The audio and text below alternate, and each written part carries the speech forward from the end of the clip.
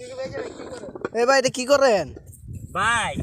দেখেন না ভাই কি করতেছি ভাই, আলু তো আলু ইয়ে করতেছি ভাই। আলু আলু কত করে মন যা ভাই গরিবে পড়ছিলাম, ক্যাট দেড়ের ক্যাট ভাই।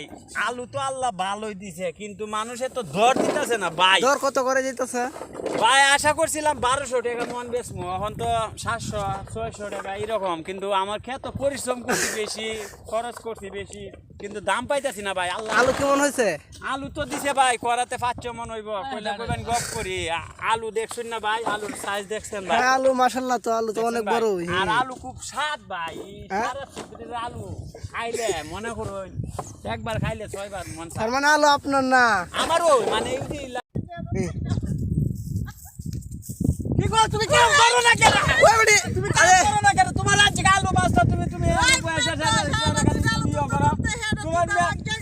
আমার আমার ক্ষেতটা শেষ করতে হবে, আমার ক্ষেতের আলু শেষ করতে এই হবে।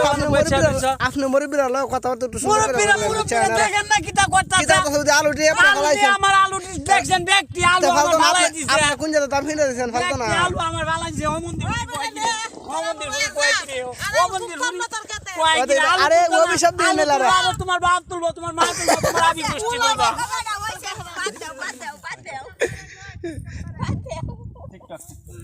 আচ্ছা আপনার কামলা আছে কয়শো হয়েছে দেখেন কামলা 1 2 3 4 5 6 7 8 91 92 93 আপনারা রে কয়শো কামলা 95 যা দেখতা ওইলা নানি এইভাবে দরবার লাগে মানে আমার লোকে ডং করে গো, কিটা করতাম গো।